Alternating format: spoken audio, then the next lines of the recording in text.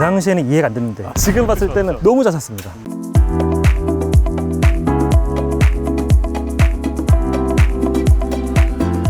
여기가 생각보다 신축도 많이 돼 있고 네. 그리고 여기 뭐 철거도 돼 있고 계속 변하고 있는 것 같네요. 맞습니다. 마침 또 설명드릴 게 지금 뒤에 있는 신축 건물 그리고 여기 있는 철거된 건물 이 두 가지를 좀 설명드릴 건데요. 신축 건물 같은 경우는 2022년도 10월달에 매각된 사례입니다. 2020년에 신축해가지고 신축된 건물을 매입한 그런 사례입니다. 매매가 42억 5천만 원 그리고 평당 8,515만 원 정도에 거래가 된 그런 물건입니다. 보시면 아시겠지만 아까 보셨던 물건 같은 경우는 3층까지 딱 올라가고 위에 층을 깎아서 올라갔잖아요. 이 물건 같은 경우는 3층까지 그대로 올라가고 4층만 만들고 옆에를 테라스 형태로 구성한 건물이라고 보시면 될 것 같습니다. 여기도 보니까 1층, 2층, 3층이고 4층이 안 올라가고 이제 모양만 이제 그렇게 네. 만든 것 같거든요. 공부상으로 4층이 되어 있긴 합니다. 4층은 돼 있는데 네. 저쪽 부분이 빈 공간. 아, 네, 빈 공간도 있습니다. 맞습니다. 그래서 주차 같은 경우는 최근에 보면 다 이제 지하가 이제 파기 어려운 경우, 토지가 작은 경우는 이렇게 앞쪽에 가로로 되거나 혹은 뒤쪽으로 두 개가 이제 앞뒤로 되는 형태로 되어 있는데 이 건물 같은 경우도 그렇게 구성이 되어 있습니다. 건물이 뭐 깔끔하고 이쁜 것 같아요. 네, 맞습니다. 사실 제가 누누이 말씀드리지만 이 동네의 가장 큰 메리트는 평당가보다도 이제 덩어리 42억 5천만 원에 신축 건물을 매입할 수 있다는 장점이 가장 큰 것 같습니다. 그리고 1층 같은 경우에 지금 베이커리 카페가 들어가 있는데 이 베이커리 카페를 중심으로 이 주변이 많이 카페가 들어오고 있는 지역입니다. 네이버에 쳐보시면 상당히 좀 유명한 베이커리 카페입니다. 그래서 카페나 뭐 식당 이런 부분들이 많이 들어오고 있는 그런 길이라고 보시면 될 것 같습니다. 근데 좀 아쉬운 게 건물을 새로 짓다 보니까 뒤로 좀 물러났잖아요. 주차 때문에 물러난 것 같은데 그것 때문에 1층이 잘 안 보여요. 베이커리 카페라고 하기엔 또 이제 간판 또 이제 잘 안 보이고 요새는 온라인으로 마케팅 많이 하다 보니까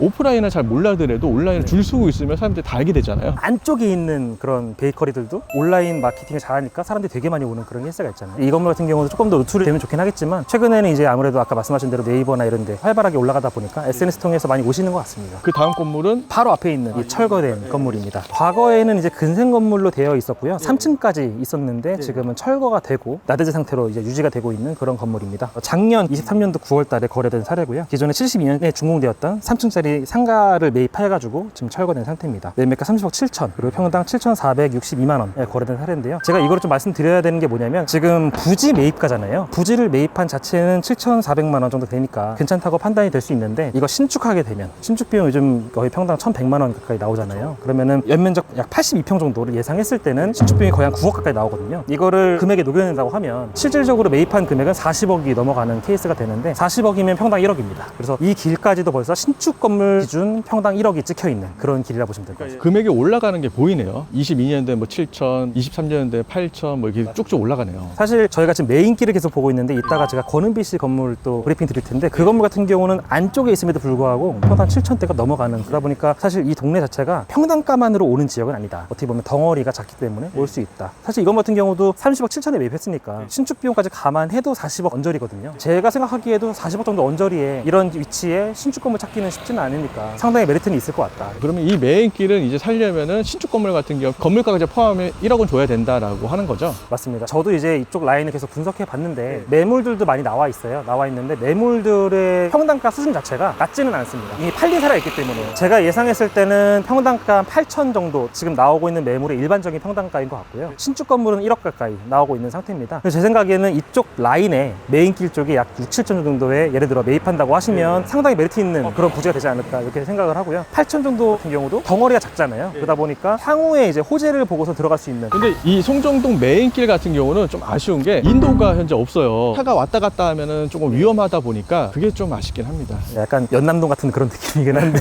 인도가 좁다 보니까 저 촬영할 때 지금 많이 어렵습니다. 다음 건물 가시죠. 네, 알겠습니다.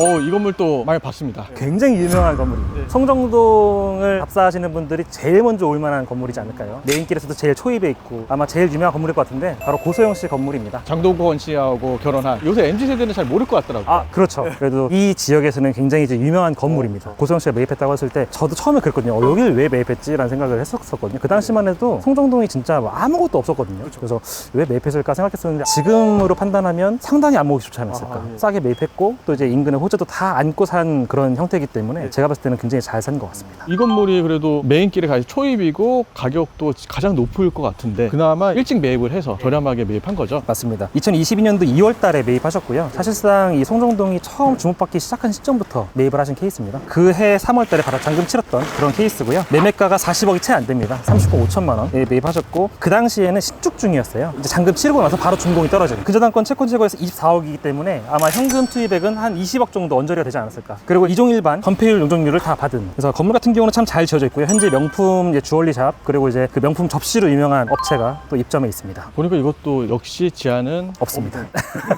약간 이쪽 동네 전반적으로 지하 없이 잘 이렇게 짓는 것 같습니다. 아까 말씀하셨던 대로 지하 임대가 잘 안 나갈 거다라고 하는 리스크도 아까 제가 말씀드린 신축 비용도 있을 수 있을 것 같고 여러 가지 이유 때문에 지하는 전반적으로 없는 그런 분위기인 것 같습니다. 토지 평당이 7,400만 원 정도 되는데 지금 따져봤을 때 저희가 이따가 더 보여드릴 것과 지금 보았던 사례들을 비춰봤을 때는 상당히 잘 매입한 그런 평당가라고 볼 수가 있습니다. 건물값을 빼면은 5,400만 원 정도. 그 당시에는 이해가 안 됐는데 지금 봤을 때는 너무 잘 샀습니다. 그 당시에는 좀 비쌌을지 모르겠지만 지금 봤을 때는 굉장히 잘 매입한. 근데 이게 보니까 개인으로 매입한 게 아니라 법인으로 매입했네요. 네, 맞습니다. 또 이제 법인 대표 같은 경우는 고소영 씨 아버지로 또 되어 있는 걸로, 법인 같은 경우는 주택 같은 경우 취득세가 또 중과돼 되니까 이것도 역시 잘 매입했다라고 보시는 거죠? 지금으로 봤을 땐 잘 매입했다. 그 당시에 봤을 때는 비쌌다.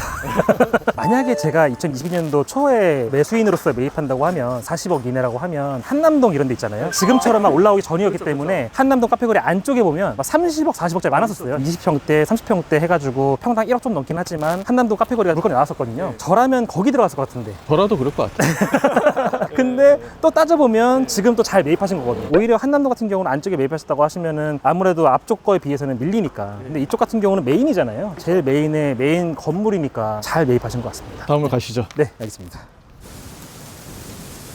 네, 안쪽을 보시면 5천만 원대, 4천만 원대, 5,900만 원까지도 찍혀 있는 그런 동네가 바로 이쪽 4m 도로짜리 이면 골목입니다. 그래서 최근에는 확실히 거래 사례가 상당히 잘 찍히고 있는 그런 동네입니다. 여전히 주택이 많은 동네임에도 불구하고 평당가는 되게 많이 오른 그런 동네라고 할 수 있을 것 같습니다. 안쪽에 있는 주택 건물 같은 경우도 5천만 원대까지 찍히고 있으니까 메인 도로나 지금 보러 가시는 이제 권은비 씨 건물 같은 경우도 7천만 원대 찍혀 있다고 하면은 괜찮긴 할 것 같습니다. 신축해서 뭐 평당 1억대 이내라고 하면 메리트 있는 금액이지 않을까. 앞으로 오를 일이 많이 있는 지역인 것 같습니다. 특히나 이제 지금 앞에 보시는 저렇게 그 계단이 이렇게 있잖아요. 아주 자주 있지는 않습니다. 중간중간 하나씩 있는데 이 계단 앞에 있는 건물들은 특히나 메리트가 있을 것 같습니다. 이따 보여드릴 권은비 씨 건물하고 다른 건물 또 하나도 이게 앞에 계단이 있는데 계단이 있는 건물 같은 경우는 바로 이제 위에 벚꽃길로 올라갈 수가 있거든요. 그러면 충분히 이제 유동인구가 흘러갈 수밖에 없는 그런 위치니까 메리트가 있다고 보여집니다. 아까 저희가 주차를 하고 왔는데 네. 주차비가 상당히 저렴하더라고요. 5분에 100원. 네, 1시간에 1,200원. 아마 이 동네를 살리기 위해서 저는 이렇게 싸게 하는 데는 처음 봤어요. 아무래도 주변 사람들을 많이 끌어들이기 위해서 그렇게 싸게 하지 않았을까요? 여기는 확실히 싼 것 같습니다.